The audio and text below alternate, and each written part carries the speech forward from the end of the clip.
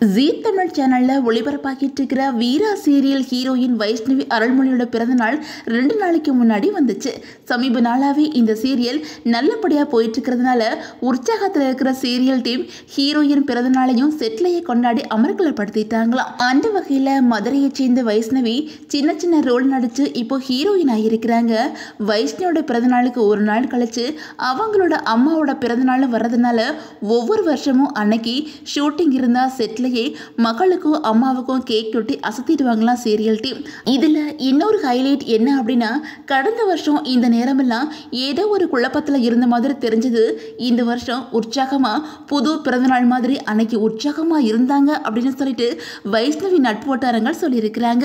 அதுக்கு என்ன காரணம் அப்படின்னா, அதாவது ரீசெண்டா ஒரு விருது விழாவில் பேசின வைஷ்ணவி என்ன சொல்லியிருந்தாங்க அப்படின்னா, தாய் மாதிரி வந்த தோழர் ஒருத்தவங்க இப்போ என்ன தவறா புரிஞ்சுக்கிட்டு விலகி போயிட்டாங்க அப்படின்னு சொல்லிட்டு வருத்தமா சொல்லியிருந்தாங்க.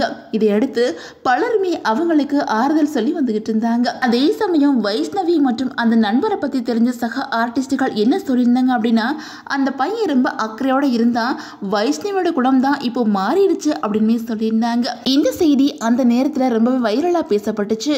அதே நேரம் இப்போ வைஷ்ணவி எல்லாத்தையுமே மறந்து இப்போ சகஜ நிலைமைக்கு திரும்பிட்டாங்க அப்படின்னு சொல்லிட்டு அவங்களோட நட்பு வட்டாரங்களையுமே இப்போ சொல்லி வந்துகிட்டு இருக்கிறாங்க. அண்ட் மக்களே, வைஷ்ணவிக்கு நம்மளோட மினிட்ஸ் மில்லியன் சேனல் சார்பாக பிறந்தநாள் வாழ்த்துக்கள் சொல்லிக்கலாம். நீங்களும் வாழ்த்துக்கள் சொல்ல விரும்புனீங்க அப்படின்னா உங்களோட வாழ்த்துக்களையும் கமெண்ட்ல சொல்லுங்க. அண்ட் இந்த வீடியோ உங்களுக்கு பிடிச்ச லைக் பண்ணுங்க, ஷேர் பண்ணுங்க, மறக்காம நம்ம சேனலை சப்ஸ்கிரைப் பண்ணிக்கோங்க.